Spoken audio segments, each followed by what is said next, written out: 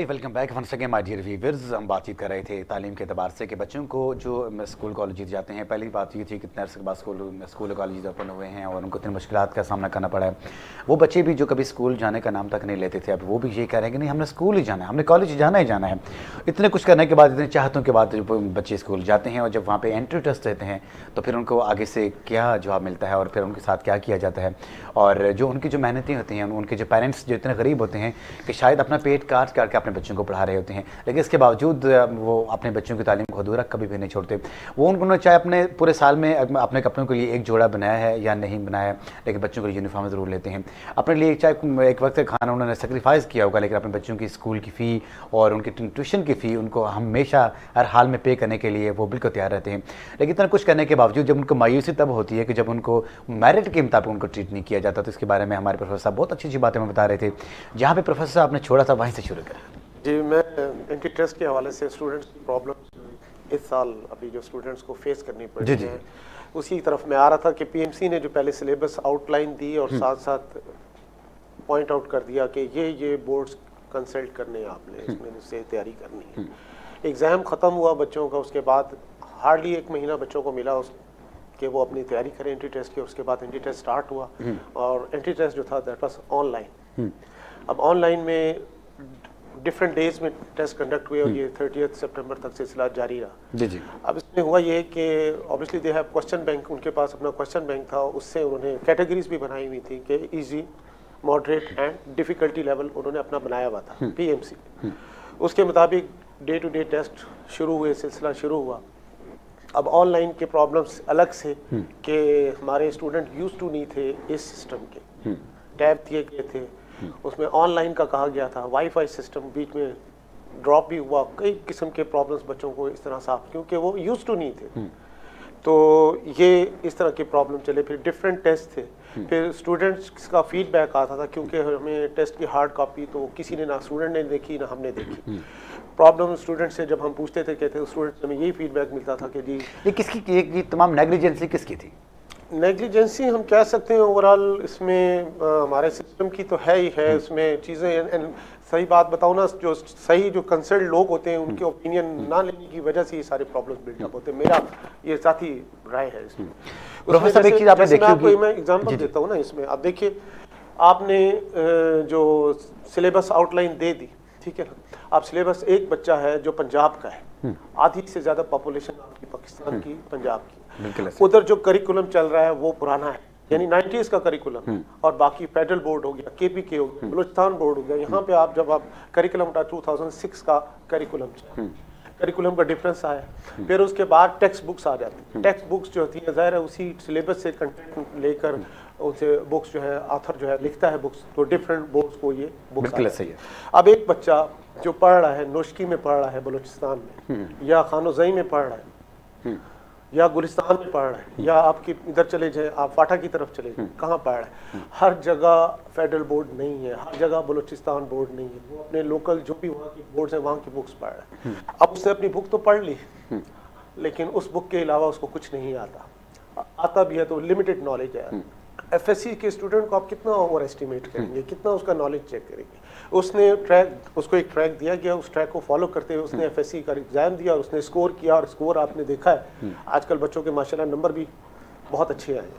बिल्कुल, बहुत अच्छे नंबर आए। तो अब एक बच्ची थी, उसके मैं नंबर देख रहा था, आई थिंक सो 1100 में से 1098 टॉप कर रहा है। और फिर 90s में आप आएंगे तो एक लाइन है स्टूडेंट्स की, 80s में आएंगे तो हंड्रेड्स में चले जाएंगे। तो मेरा मतलब कहने का यही है कि एक बच्चा जो बोर्ड में इतने नंबर ले रहा है और जब वो एंट्री टेस्ट जाके देता है, वो अपनी तरफ से पूरी तैयारी करके जाता है, उस आउटलाइन के हिसाब से, अपने सिलेबस के हिसाब से वो बिल्कुल अच्छी तैयारी करके जाता है। लेकिन वहाँ जाने के बाद उसको क्वेश्चन जो है वो according to student out of syllabus मिलते, मे भी आउट ऑफ सिलेबस ना हो, दूसरी बुक से लिए गए हो, वो दूसरी बुक तो वो कंसल्ट ही नहीं कर सका। तो ये this is the biggest root cause की तरफ मैं जा रहा हूँ। नेग्लिजेंसी हमारे उस कंसर्न डिपार्टमेंट की कि पहले आप वहाँ पे सिलेबस देते हैं, जब बच्चे सिलेबस के मुताबिक अपने आप को प्रिपेयर करते हैं, और जब आप वहाँ पे टेस्ट दे रहे होते हैं, फिर जो वहाँ पे जो क्वेश्चन आप देते हैं फिर वो इरेलीवेंट होते हैं। اگر ایٹ لیسٹ اگر جو وہاں پہ اگر آپ نے آؤٹ لائن دی ہیں, جو سلیبس اگر آپ نے وہاں پہ دیا ہے, اگر بچے نے اس کے مطابق تیاری نہ کی تو پھر تو ہم یہ سمجھتے ہیں کہ جو mistake on the hand of the بچہ ہے. لیکن جو بچوں نے بہترین طریقے سے پریپیئر کیا ہے, لیکن یہاں پہ جو متعلقہ جو انسٹیٹیوشنز ہیں, متعلقہ جو ادارے ہیں, جو مینجمنٹ ہے, ان کی نیگلیجنسی ہے کہ یہ کوئی مذاق نہیں ہو رہا, یہ بچوں کی, ان کے والدین کی, اور میں یہ سمجھتا ہوں کہ ان کے مستقبل کا سوال ہے بھائی, کیونکہ انہوں نے اتنی محنتیں کی ہیں. ابھی دیکھیں جس طرح یہاں پہ ہمارے پروفیسر صاحب بھی بتا رہے تھے کہ کووڈ کے دوران ہمارے میکسیمم ہمارا جو ٹائم اسپینڈ تھا 1.5 یا 2 ایئرز ہم نے چھٹی میں گزارے. اتنے اس کی چھٹیوں میں رہنے کے باوجود اگر بچے اتنے اچھا سکیور کر رہے ہیں, اتنے اچھے وہاں پہ گریڈز لے رہے ہیں, اور جب آپ یہاں پہ اینٹری ٹیسٹ کی بات کرتے ہیں تو پھر آپ ان کے فیل اس لیے کہ وہاں پہ کر رہے ہو کہ آپ جو وہاں پہ کویسچن جو بنتے ہی نہیں, آپ اٹھا کے کسی اور سلیبس اٹھا کے وہاں پہ دے رہے ہو, تو یہ میں یہ سمجھتا ہوں کہ انتہائی زیادتی والی بات ہے. اس کا حل کیسے کیا جائے؟ دراصل اس طرح ہے کہ یہ اسٹیپ میرے حساب سے یہ اسٹیپ جو انہوں نے ایگزامینیشن ٹیسٹ لیا ہے یہ ٹو ارلی. اس سے پہلے ابھی ریسنٹلی فیڈرل بورڈ جو ہے ہمارا, اس نے باقاعدہ ایک نوٹیفیکیشن جاری کیا ہے جس میں انہوں نے اب یہ کیا کہ ہم سلیبس آؤٹ لائن دیں گے آپ کو, اور اس کے بعد آپ نے سلیبس آؤٹ لائن سے لنک جو ہے نا یہ جو ہو گیا ہے اب اس سے کیا حل ہے. میں آپ کو یہ عرض کروں نا کہ یہ اب آ کے جو اسٹیپ فیڈرل بورڈ نے بھی لیا, یہ اسٹیپ پہلے لیا جاتا تو یہی تو میں بھی کہہ رہا ہوں, تو اس کے بعد یہ ٹیسٹ کنڈکٹ کروایا جاتا تو یہ ریزرویشن نہ ہوتا. اب آپ مجھے بتائیں کہ اس سے کیا حل ہونا چاہیے, جو ہو گیا اس سے کیا سولوشن کیا دیں گے؟ اس کا حل اب جو اسٹوڈنٹس ہیں, میں فرینکلی ایک دفعہ پھر سے کرایا جائے یہ ٹیسٹ, یہ میں اس کے فیور میں ہوں کہ ان کا ٹیسٹ دوبارہ ہو. بالکل ہونا چاہیے کہ وہ بریلینٹ اسٹوڈنٹس کے جنہوں نے ابھی ہم نے بات کی ہے کہ 1100 میں آؤٹ آف 1110 98 مارکس اگر ایک بچہ وہاں پہ گین کرتا ہے, اٹ مینس اس نے پڑھا ہے, اس نے بہترین طریقے سے پڑھا ہے, تبھی انہوں نے آپ سے اتنے اچھے اچھے نمبرز گین کیے ہیں. اگر اس کو انٹری ٹیسٹ میں اگر کسی اس کو ایریلیونٹ جو وہاں پہ سبجیکٹ دیا جائے, وہاں پہ کویسچن دیے جائے, کنفرم سی بات ہے تو وہ اٹیمپٹ تو نہیں کرے گا. تو یہی بات ہے کہ آپ ایسا کریں کہ جو بھی ہے یہ متعلقہ حکام سے ہم یہ کہہ رہے ہیں کہ اس پلیٹ فارم کی وساطت سے کہ یہ والا ٹیسٹ اگین کیا جائے, اور متعلقہ جو سلیبس ہے جو آپ نے ان کو دیا ہے اسی سے تمام کے تمام کویسچن کو ٹیکل کیا جائے, اور تاکہ اس کا یہ سولوشن ہو, تاکہ جو بچے جو کل ہمارا مستقبل ہیں وہ ڈسہارٹ نہ ہو اور وہ بہترین طریقے سے پڑھ سکیں. ایڈ کر سکتا ہوں ایک بات؟ جی پلیز پلیز. ایک test who through out the country, ایک ہی وقت پہ ہو, ایک ہی اس کی آنسر کی ہو, تاکہ ایک اسٹینڈرڈ پہ ہو, جو اسٹوڈنٹ کی ریزرویشنز ہیں وہ ختم ہو. بہت زبردست بات آپ نے کی, بہت پیاری بات کی. ایک ٹیسٹ ہو ایک ہی ٹائم پہ ہو اور تمام اسٹوڈنٹس کا ہو, اور اس میں یہ بات نہ ہو کہ ایک آج ہو رہا ہے, ایک ہفتے کے بعد ہو رہا ہے, 5 دن کے بعد, 10 دن کے بعد ہو رہا ہے. یہ والی چیز میں نہیں ہونی چاہیے. یہی اس کا ایک مین سولوشن بنتا ہے, تبھی آپ سے عوام خوش ہوگی, بچے خوش ہوں گے, اور ساتھ یہ ہمارا ملک کے پاکستان کے جو نظام تعلیم ہے یہ بہترین طریقے سے نہیں کرے گا. میڈم آپ کی طرف بڑھیں گے, آپ سے یہی پوچھیں گے کہ بیت المال جو پاکستان کی جو ایک ایسا لمیٹڈ قسم کا طبقہ ہے کہ جس میں بہت سپورٹیو ہے, بہت زبردست قسم کردار ادا کر رہا ہے, اسپیشلی میں ایسے جو لوگ جو وہاں پہ ارن نہیں کر سکتے, ان کو مہنگے میڈیسن خریدنا پڑتی ہیں, یا ان کے اپنے گھر بار کے ایشوز ہوتے ہیں, کچھ ایسے بیوہ اور نیڈی خاندان ایسے ہوتے ہیں جو اس کے رحم کرم میں پلتے ہیں. اس کے بارے میں کیا کہیں گے اس کہ جو بیت المال کن کن لوگوں کی اسپاٹ آؤٹ کرتا ہے؟ جی, جہاں اگر ہم ریاست مدینہ کو ہم تعریف کرتے ہیں تو یہ ایک بہت پہلا قدم اٹھا چکی تھی ریاست مدینہ. جو پہلے ہم دیکھتے ہیں تو رسول پاک کے دور میں کچھ ایسے لوگ تھے جو بہت ہی غریب اور نادار ہوا کرتے تھے, لیکن بعد کی جو خلفائے راشدین کا جب دور آتا ہے تو بیت المال کا قیام عمل میں آیا, اور اس وقت سے لے کے یہ اب تک جاری ہے. اس میں مخیر افراد اور جو گورنمنٹ کے ادارے ہیں وہ اس میں ایک رقم ڈالتے ہیں جو مختلف لوگوں کو دی جاتی ہے. ان میں آپ کو بتاتی چلوں کہ کون کون سے لوگ ہیں جن کو بیت المال جو ہے مدد کر سکتے ہیں. ان میں سے پہلے وہ لوگ ہیں جو نادار ہیں. نادار کے اندر بہت سارے لوگ آ جاتے ہیں, بیوہ بھی آ جاتے ہیں, یتیم بھی آ جاتے ہیں, مسکین بھی آ جاتے ہیں. وہ لوگ جن کا سورس آف انکم کوئی نہیں ہے تو وہ نادار کے اس میں آ جاتے ہیں, ان کو مالی امداد. ایک چیز اور بھی شامل کر لیجیے, آج کے دور میں جس پہ سفید پوش لوگ ہیں ان کا بھی شک شامل کرتی ہے. آ جاتے ہیں اس میں سفید پوش بھی آ جاتے ہیں. اچھا, اس کے بعد آ جاتے ہیں معذور لوگ جن کو معاشرہ ہمارا اب تک ایکسیپٹ نہیں کرتا, لیکن وہ جسمانی معذوری بھی ہے اور وہ ذہنی معذوری بھی ہے. یہ دونوں چیزیں ایسی ہیں جو اپنا ذریعہ معاش وہ کما نہیں سکتے. اگر وہ کسی چیز سے بھی معذور ہیں تو وہ نہیں کر سکتے, تو لیکن ان کو ہمارا دینا فرض بنتا ہے. تو یہ ادارہ جو ہے ان کو مالی امداد بھی دیتا ہے, اور ان کو ویل چیئر بھی دیا جاتا ہے, مطلب وہ دیے جاتے ہیں, اور بہت سی این جی او ساتھ مل کے کام بھی کرتی ہیں. تو اس محکمے کو اور زیادہ مضبوط کیا جاتا ہے. ابھی پچھلے 2 ماہ پہلے ہم لوگوں نے ویل چیئرز کا ایک ایگزیبیشن مطلب وہ کیا, تقریب کی, جس میں بیت المال کی طرف سے کافی معذور لوگوں کو جو ہیں وہ سپورٹ کیا گیا. تو ہم معذور اس لیے کہتے ہیں کہ ڈسیبل لوگ ہیں تو لیکن ان کو اسپیشل پرسن بھی کہا جاتا ہے, تو میرے خیال میں زیادہ اچھا لفظ ہوگا. اور ایک اور چیز میڈم آپ نے یہ بھی دیکھا ہوگا کہ جو ہمارے اسٹوڈنٹس ہیں اور کچھ ایسے بھی اسٹوڈنٹس ہیں, سر سے میری بات ہو رہی تھی عطا رحمان صاحب سے کہ وہ جو ان کو پیرنٹس ان کو پڑھانا چاہ رہے ہیں, بریلینٹ اسٹوڈنٹس ہیں, لیکن ان کے پاس مطلب اتنی گنجائش نہیں ہوتی کہ اپنے بچوں کو وہ اسپاٹ آؤٹ کریں. اس کے جی پلیز. یہ ایک تو ہو گیا ہمارے نادار لوگوں کا, ایک ہو گیا ہمارے معذور لوگوں کا, تیسرا ہمارا آ جاتا ہے کہ ہمیں جو ہے تعلیمی جو وظائف دیے جاتے ہیں وہ بیت المال دیتا ہے. جو ہمارے گورنمنٹ کے سرکاری اسکول اور کالج اور یونیورسٹیز ہیں, ایون یونیورسٹیز تک جو ہے بیت المال ان کو مدد کرتا ہے, ان کی تعلیم کی ان کی فیس دی جاتی ہے تعلیمی جو بھی ہوتی ہے, اور ہم لوگ دیتے ہیں. کوئی بھی وہ ایک فارم ہے وہ فل کرے اور وہ فل بیت المال کے دفتر سے مل جاتا ہے, یا جو اس کے ممبرز ہوتے ہیں سلیکٹڈ ان کے پاس ہوتے ہیں یہ فارم, آپ کو وہ مہیا کر دیتے ہیں. وہ فارم آپ فل کریں کہ انسٹیٹیوشن سے آپ سائن کروا کے وہ لا کے جمع کرا دیں گے, تو جو بھی آپ کی فیس ہوگی ٹیوشن فی وہ آپ کی ادا کر دی جائے گی, چاہے وہ 18,000 ہو 20,000 ہو. بالکل جتنی بھی ہو سرکاری, لیکن اس کی شرط یہ ہے کہ سرکاری یونیورسٹی ہو, اسکول یا کالج ہو. پرائیویٹ میں نہیں ہوگا کیونکہ یہ سرکار کا ہے ادارہ ایسا, تو یہ سرکار کے لیے. اب پرائیویٹ اسکولوں کی تو فیسیں بہت زیادہ ہے نا, یونیورسٹیز کی اب وہ نہیں ان کے اوپر کرتے. تو ہم کہتے ہیں جو بریلینٹ اسٹوڈنٹ ہے اگر وہ کسی پیسوں کی وجہ سے اگر وہ پیچھے رہ گئے تو وہ نہ رہیں. اب ہمارا ایجوکیشن ہو گیا, پھر ہمارا معذور ہو گیا اور نادار ہو گیا, پھر ہمارے آتے بیمار لوگ ہیں جو اپنی بیماری کا علاج نہیں کرا سکتے. ڈائلسس ہے, کینسر کا علاج ہے, گردوں کا مسائل ہیں, اور کوئی بھی ہارٹ کے تکلیف ہیں, یا ایمرجنسی میں ان کے پاس پیسے نہیں ہیں, تو ہر ہاسپٹل کے اندر ایک ویلفیئر سینٹر ہوتا ہے, فوراً وہاں پہ فارم مل رہے ہوتے ہیں, تو آپ وہ فل کریں اور فوراً ایمرجنسی کی صورت میں وہاں پر آپ کو فارم فل کر کے دیں گے, وہ بیت المال کو وہ فارم مل جائے گا. کتنی پیاری بات میڈم کر رہی ہیں کہ وہاں پہ فارم موجود ہوتے ہیں, ہاسپٹل میں موجود ہوتے ہیں, لیکن بہت سے لوگ ایسے جن کو پتہ بھی نہیں ہوتا وہ فارم وہاں پہ اویلیبل ہوتے ہیں. جی وہ اویلیبل ہوتے ہیں, وہ کیونکہ وہاں پر ہوتے ہیں نا کہ آپ نے زکوٰۃ کے اس میں آپ نے اپنا علاج کروانا ہے, اور کیونکہ گائیڈنس نہیں دیتے نا وہاں پہ لوگ, اور لوگ پریشان ہو کے آ جاتے ہیں اب اتنے زیادہ پیسے کہاں سے لے کے, لیکن بیت المال ہو گیا یا زکوٰۃ کا جو محکمہ ہے وہ فوراً آپ کو پے کر دیتا ہے بعد میں. تو اس طرح یہ سہولت ان کو مل جاتی ہے. اس کے بعد پھر ہم دیکھتے ہیں کہ اور شادی کے لیے ہم دیکھتے ہیں تو بیت المال شادی کے لیے جہیز فنڈ, جہیز مطلب ایک اسلام کے اندر تو جائز نہیں ہے لفظ, لیکن یہ کہ شادی کے اخراجات کے لیے کچھ تھوڑی سی رقم جو ہے وہ دی جاتی ہے بچیوں کو, جو ان کے والدین کی ایک مدد ہو جاتی ہے.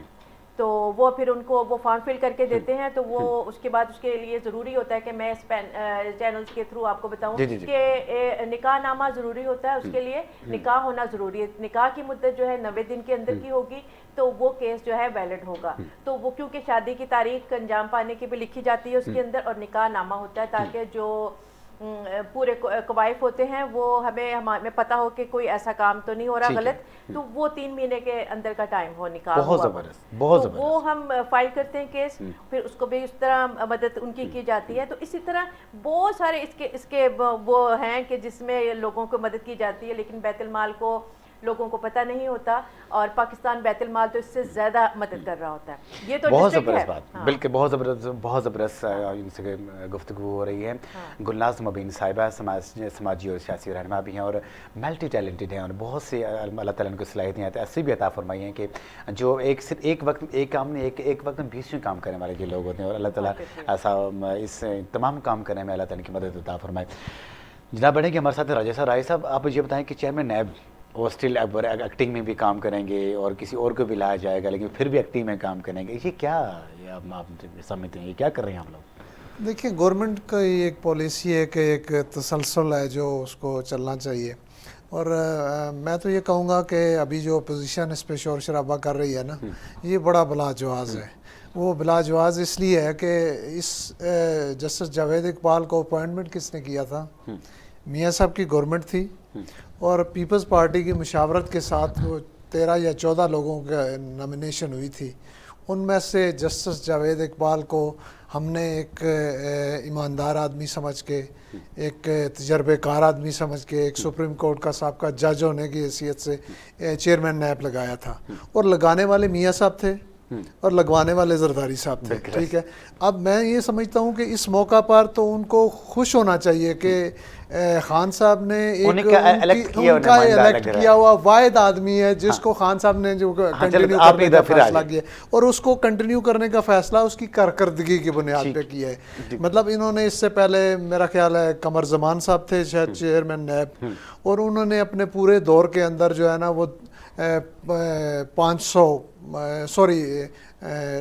ارب ٹوٹل وہ ریکوری کی تھی. انہوں نے 500 ارب سے زیادہ کر لی ہے. تو اس کا مطلب ہے کہ اس بندے کا ٹریک ریکارڈ اچھا ہے اور یہ بہتر کام کر رہا ہے. کیوں واویلا کر رہی ہے اپوزیشن وویلا اس لیے کر رہی ہے نا کہ جناب بلاجواز ان پہ ہاتھ ڈالا جا رہا ہے نا, اچھے برے اس لیے بن گئے نا کہ وہ بلا امتیاز سب پہ کاروائی کر رہے ہیں, اور جب آپ کی گردن اس میں فٹ آتی ہے تو وہ گردن پکڑتا ہے, اور جب گردن پکڑتا ہے تو وہ چیختے ہیں.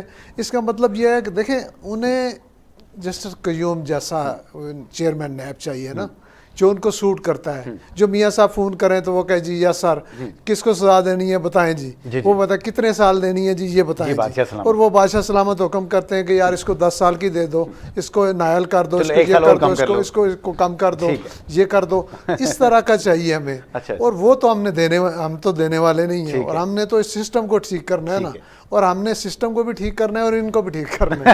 اور انشاءاللہ ہم ان کو ٹھیک کر کے چھوڑیں گے, کیونکہ یہ ٹھیک نہیں ہوں گے تو ملک ٹھیک نہیں ہوگا. اس لیے ہم نے ان کو پہلے ٹھیک کرنا ہے, اور ان کو ٹھیک کرنے کے لیے یہ بندہ ٹھیک کام کر رہا ہے. بہت زبردست, آپ ان کو بھی ٹھیک کرنا ہے, ملک کو بھی ٹھیک کرنا ہے, لیکن سب سے پہلے ہمیں اپنے آپ کو ٹھیک کرنا ہے. جب ہم خود ٹھیک ہو جائیں گے تمام کا تمام نظام ٹھیک ہو جائے گا. پھر چاہے جسٹس قیوم صاحب ہوں یا جاوید اقبال صاحب, کوئی بھی ہو, اگر ہمیں کسی سے کوئی ڈر نہیں ہے کہ ہم خود ٹھیک ہیں, تو پھر کوئی بھی ایکس وائی زی, تو ڈر اسی کو ہوتا ہے کہ جس کو پتہ ہوتا ہے کہ میں نے کیا کیا. اینی ویز ہم کوشش کرتے ہیں گے, اور ہماری یہ دعا ہے کہ اچھے یہاں پہ لوگ آئیں اور اس سے ملک کے کام کی باغ دور سنبھالیں.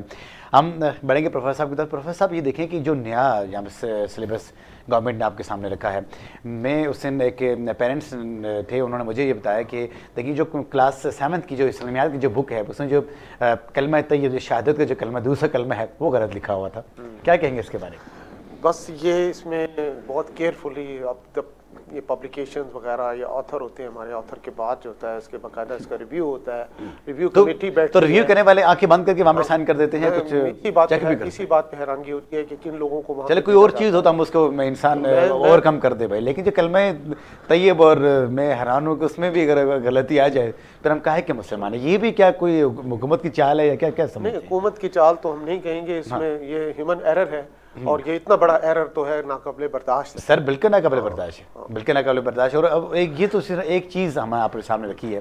اگر اس میں جب یہاں پہ سلیبس جب یہاں پہ چینج کیا جاتا ہے اور ایک نیا سلیبس رکھا جاتا ہے, تو کیا سمجھتے ہیں کہ اس میں جو پرائیویٹ سکولز ہوتے ہیں ان کی جو ممبرز ہوتے ہیں ان کو بھی اکوموڈیٹ کیا جاتا ہے, یا خود ہی کال کوٹری میں بیٹھ کے لکھا جاتا ہے؟ دیکھیں اس میں جو کریکولم ونگ ہے, جیسے فار ایگزامپل جہاں پہ آپ کا سلیبس آتا ہے, پھر وہاں پہ جو ڈفرینٹ پبلشرز آتھرز کے تھرو بکس لکھ کے بھیجتے ہیں ریویو کرنے کے لیے, جو ریویو کمیٹی بنتی ہے تو اس میں کون لوگ جاتے ہیں, مجھے اس پہ اعتراض ہے.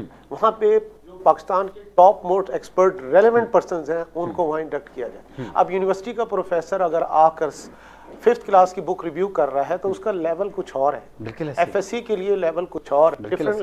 میری یہ حکومت سے بھی گزارش ہے, اداروں سے بھی گزارش ہے کہ کنسرن لوگوں کی ایکسپرٹیز کو, ان کے ہڈن ٹیلنٹ کو ایکسپلور کریں, ان سے آپ خدمات لیں اور ان کو انسینٹیو بھی دیں. لوگ جو نہیں جاتے نا کریکولم کی طرف, ایک وجہ یہ بھی ہے کہ وہ کہتے ہیں ہم جائیں گے, ہم صبح سے شام تک بیٹھیں گے, میٹنگ کریں گے, ایک ایک خاک چھانیں گے, اس کے بعد اینڈ آف دا ڈے مجھے ملے گا کیا؟ تو دینا ہے تو آپ ان کو دینا, ان کو دیں, ان کی خدمات لیں. پاکستان بھرا پڑا ہے. بالکل میڈم, پاکستان بھرا پڑا ہے, تعلیم کی ہمارے کوئی کمی نہیں ہے, ہم بہت پڑھے لکھے ہیں. اگر کسی چیز کی کمی ہے تو یہاں تربیت کی کمی ہے. آپ یہ دیکھیں کہ جو میں حیران اس بات میں, جو مفتی صاحب وہاں پہ اینڈ کے انہوں نے سگنیچر لگائے ہوئے, اتنا بڑا نام ہے, یہاں پہ ڈسکلوز نہیں کروں گا, کلاس 7 کی جو اسلامیات کی بک ہے آپ سارے دیکھ لیں, تو وہاں پہ دیکھیں کہ مفتی صاحب نے اینڈ کے سائن لگائے, کہا نہیں اس میں کوئی شک کوئی شبہ والی بات ہی نہیں ہے. یار میں کلمہ طیبہ اور کیا شک و شبہ والی بات ہے وہ بھائی. تو زبانی یاد ہے نا, وہ تو زبانی یاد ہے, وہ تو کروائے جاتے ہیں. کہتے ہیں کہ یہ نیا کلمہ آ گیا اس دور میں بھائی. نہیں وہ تو اللہ استغفر اللہ استغفر اللہ. لیکن یہ ہمارے جو دین کے ساتھ ہمارے مسلمانوں کے ساتھ یہ جو ان کے جذبات کو مجروح کیا جاتا ہے, ان کو بار بار دل آزاری کی جاتی ہے. اس سے پہلے آپ نے یہ دیکھا کہ جہاں پہ استغفر اللہ جو پیغمبر اسلام صلی اللہ علیہ وآلہ وسلم ہیں, ان کا جو ولادت کی جو گھڑیاں ہیں, جو مہینہ ہے, وہ اس کی بھی آمد آپ کو پتہ بھی ہے. اور اس مطلب اس مبارک ایام میں میں یہ سمجھتا ہوں کہ پھر اگلی ایسی ہم اگر غلطیاں کرنا شروع کریں گے تو پھر ہم کل قیامت کے دن ان کو کیا جواب دیں گے, کیا کہیں گے اس کے بارے میں؟ بالکل ٹھیک کہا آپ نے. 12 ربیع الاول یہ آمد ہے, یہ حضور کی ولادت کا دن ہے. جی رب ذوالجلال ارشاد فرماتا ہے کہ جب میں تمہیں کوئی نعمت عطا کروں تو پھر اس پہ میرا شکر ادا کرو اور اس پہ خوشی کا اظہار کرو. اللہ تعالیٰ کی ذات نے نا کروڑوں نعمتیں انسان کے لیے کائنات کے اندر پیدا کی, لیکن کسی ایک نعمت پہ بھی نا انہوں نے احسان نہیں جتلایا. لیکن جب باری آئی میرے آقا کی, جب باری آئی رحمت للعالمین کی, جب باری آئی آمنہ کے لال کی, تو پھر رب کی رحمت بھی جوش میں آئی. تو انہوں نے کہا ہے لوگوں, میں نے اپنا محبوب تم میں مبعوث فرما کر تم پہ احسان عظیم کیا ہے. اور وہ ہستی, وہ اس کی پیدائش کا دن آ رہا ہے, ہمیں خوشی منانی چاہیے. ان کے لیے ان کی زندگی کو ڈسکس کرنا چاہیے, ان کی تعریف میں نعت پڑھی جاتی ہے. وہ نبی جس نے ہمیں کہیں بھی اکیلا نہیں چھوڑا, تنہا نہیں چھوڑا, غار ہرا کی تنہائیوں میں نہیں چھوڑا, رات کی تنہائیوں میں نہیں چھوڑا, رات کی تاریکیوں میں نہیں چھوڑا, معراج کے اس مقام پہ بھی جا کے امت کو نہیں چھوڑا, اور بروز قیامت بھی ہمیں نبی کی شفاعت پہ جو ہے نا وہ تکیہ ہے ہمارا. ہم یہ سمجھتے ہیں کہ جب پورا عالم وہ نفسہ نفسی کہ اس عالم کے اندر جو ہے نا وہ پریشانی کے عالم میں ہوگا, اور مقام محمود کی کرسی سے اٹھ کے وہ ہمارے لیے سجدہ ریاض ہوں گے رب ذوالجلال کے سامنے, تو اس وقت بھی اس امت کو یاد رکھیں گے. تو کیا ہمارا فرض نہیں بنتا کہ ہم اس نبی کی آمد پہ خوشی کا اظہار کر دیں, کچھ چراغاں کر دیں, کوئی غریبوں کو لنگر پہ کھانا کھلا دیں, ان کے لیے کچھ کر دیں, ان کی زندگی سے کچھ سیکھ لیں تاکہ ہماری آخرت جو ہے نا وہ سنور جائے. تو میں سمجھتا ہوں کہ اس ایونٹ کو منانا بھرپور طریقے سے چاہیے, کہ ہمارے لیے یہ تو دنیا اور آخرت کا ایک احساس ہے. زندگی کی شروعات یہی ہے اور اختتام بھی وہیں پہ. بہت پیاری بات آپ کی, اللہ تعالیٰ خوشیاں عطا فرمائے.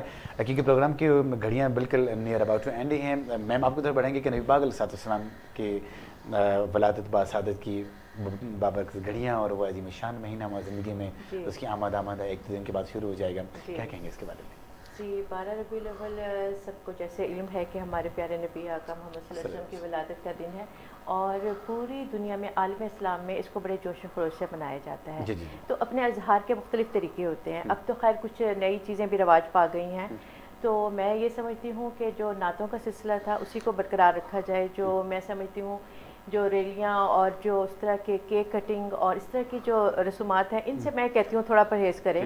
تو میرے خیال میں جو ایک اچھا مسلمان ہونے کا ثبوت دیا جائے تو ہمیں سنت نبوی کے اوپر چلنے کی توفیق ہمیں عطا کرے. تو ان کو اصولوں کے اوپر چلیں گے تو ہمارے دل سے وہ خوشی ضرور نکلے گی. اور ہمیں وہ یقین کریں ان چیزوں کی ریلیاں نکالنے سے اور جگہ جگہ یہ محفلیں اکٹھی کرنے سے بہتر میں یہ سمجھتی ہوں وہ ایک اظہار کا طریقہ ضرور ہے, لیکن ایک پریکٹیکل میں آپ کو صرف یہ میرا ایک ویو ہے سب کو کہنے کے لیے کہ سنت کے اوپر چلیں, اور جو جن چیزوں سے رسول پاک نے اپنائی ہیں ان کو خوش اسلوبی سے اپنے عمل کریں, اور جن سے منع کیا ہے اس کو چھوڑ دیں. اور کیونکہ تاکہ اللہ تعالیٰ کہتا ہے کہ اگر آپ تم رسول کی اطاعت کرو گے تو میں تمہارے ساتھ ہوں, اور اگر تم اس کی اطاعت نہیں کرتے تو میرے پہ تم نافرمان ہو.